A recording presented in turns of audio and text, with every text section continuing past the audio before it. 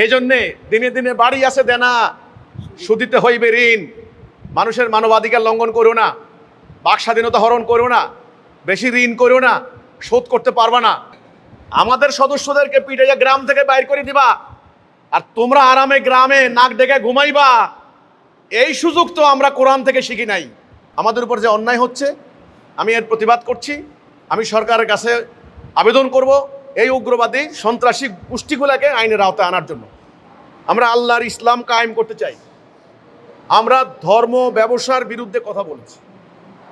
ধর্ম ব্যবসার বিরুদ্ধে কথা বলার কারণে এই গোষ্ঠীটি আমাদের বিরুদ্ধে আদা জল খেয়ে নেমেছে। আচ্ছা বলেন তো, ধর্ম ব্যবসা এটা কি আল্লাহ হারাম করেছেন না আমরা হারাম করেছি? আল্লাহ হারাম করেছেন। আপনারা তো বলেন আল্লাহ হারাম করেছেন। তো কাজেই আল্লাহর ইমানের কথা আমরা বলছি, ইসলামের কথা বলছি, দিন কায়েমের কথা বলছি।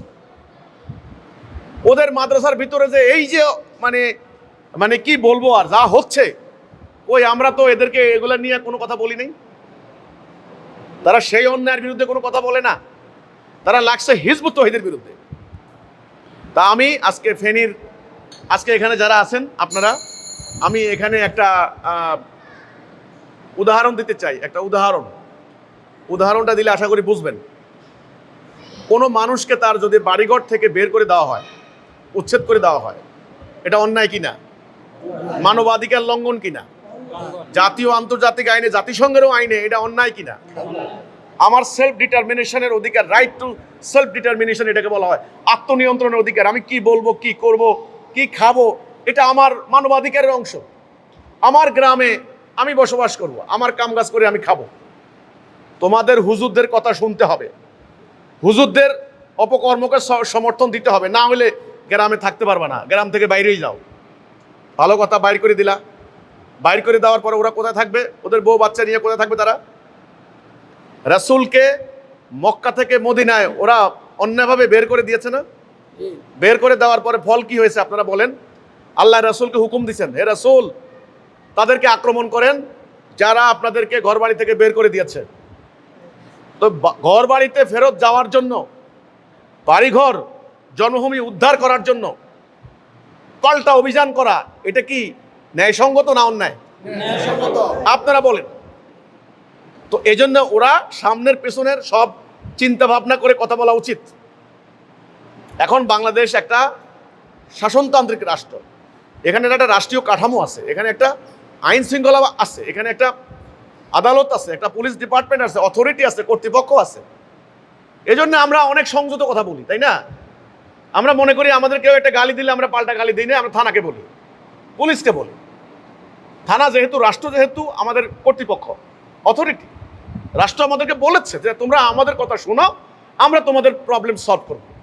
এই জন্য আমরা এসপির কাছে যাই, ওসির কাছে যাই। তা না হলে আমাদের সদস্যদেরকে পিটাইয়া গ্রাম থেকে বাইর করে দিবা, আর তোমরা আরামে গ্রামে নাক ডেকে ঘুমাইবা। এই সুযোগ তো আমরা কোরআন থেকে শিখি নাই। এটা আমরা কোরআন থেকে শিখি নাই। আমার বাড়িতে বসবাস করা আমার অধিকার। এই জন্য আমি বলি, শুধুমাত্র একটা আদর্শ ধারণ করার কারণে, শুধুমাত্র একটা আন্দোলন করার কারণে আপনারা আমাদের উপর অত্যাচার করবেন, জুলুম করবেন, এটা অন্যায় হবে। আপনারা বিরত হন, নিবৃত হন, সংযত হন। না হলে এর পরিণাম, ফল, এর ফলাফল, এর ইম্প্যাক্ট খারাপ হবে। মানে আপনাদের দিকেই এই ফিতনা প্রত্যাবর্তন করবে। বাস, আমার আর কোনো কথা নেই। এই মানুষগুলার বাড়িঘর থাকতে দিবে না। এই ছেলেটা আজকে কত বছর তার গ্রাম যেতে পারে না কেন? এটা কেমন অরাজকতা, কেমন অন্যায়? ওই গ্রামে কি মেম্বার চেয়ারম্যান নাই? ওই গ্রামের কি ওই এলাকার থানা ওসি সাহেব নাই? তারা কি জবাব দিবেন এই ছেলেটা কেন তার গ্রামে? আজকে যদি হিজবুত তৌহিদের কোনো লোক ওই ফেনীতে উজালিয়ায় যদি চুরি করতো, ডাকাতি করতো, অসামাজিক কার্যকলাপ করতো, তোমরা যা করো মাদ্রাসা বসে বসে, তো সেগুলা করতো, মানুষের খোয়ালের মুরগি নিয়ে আসে, মানুষের গাছের ডাব নিয়ে আসে, তখন বলতে পারতা তোমাদের এই লোকের অত্যাচারে আমরা থাকতে পারি না, তারা মদ খাইতে আসে, মানুষের ক্ষতি করতে আসে। কিচ্ছু না, এরা হালাল উপায় রোজগার করে, নিজেরা একটা আদর্শ প্রচার করে, ব্যাস এতেই তোমাদের জ্বালা যন্ত্রণা। সেজন্য আমি বলি, আমি এই আপনার এই প্রশ্নের আলোকে ফেনীর ব্যাপারগুলো নিয়ে আমরা ভেরি কনসার্ন। আমরা দেখতেছি, নজর রাখছি। আমরা টাইম টু টাইম প্রশাসনকে জানাচ্ছি। আমি তাদেরকে বলবো, যারা ষড়যন্ত্রকারী, উগ্রবাদী, তোমরা খামোখা আমাদের সামনে প্রতিবন্ধকতা সৃষ্টি করো না। তোমরা মিথ্যা কথা বলে দাঁড়িয়ে থাকতে পারবে না। আমরা সত্য নিয়ে দাঁড়িয়েছি, আমরা আল্লাহর ইসলাম প্রতিষ্ঠা করতে দাঁড়িয়েছি। এতে করে আমাদের দুনিয়াবি কোনো স্বার্থ নাই। কথা শেষ। আমরা যদি কোনো ধরনের ভুল ভ্রান্তি করে থাকি, আমাদেরকে বলো, মেনশন করো, লিখে দাও তোমাদের এই জায়গাটায় ভুল, আমরা তওবা করবো, কোনো কথা নেই। কিন্তু আমাদের হিজবুত তৈরি করার কারণে আমাদেরকে বাড়িঘর থেকে থাকতে দিবা না ভাই। এই অন্যায় তোমরা করতে পারো না ভাই। কোনো পরাশক্তি এই সিদ্ধান্ত নিয়ে টিকতে পারে নাই। এখন এই ছেলে যদি বাড়িতে না যেতে পারে, এই ছেলের যে সন্তান, ছোট বাচ্চা, জিজ্ঞাসা করে আব্বা আমরা বাড়িতে যাইতে পারি না কেন, আব্বা বলবে এই কারণে। তখন এই ছেলের ভেতরে সে কিন্তু বড় হবে এই প্রতিশোধ মানসিকতা নিয়ে। একদিন এই ছেলের মতো হাজার হাজার ছেলে একত্রিত হয়ে তোমার তখন কি দশা হবে। এই জন্যে দিনে দিনে বাড়ি আছে দেনা, সুদিতে হইবে ঋণ। মানুষের মানবাধিকার লঙ্ঘন করো না, বাক স্বাধীনতা হরণ করো না, বেশি ঋণ করো না, শোধ করতে পারবা না। এটাই হলো আমার কথা। এটা অন্যায়, এটা জুলুম।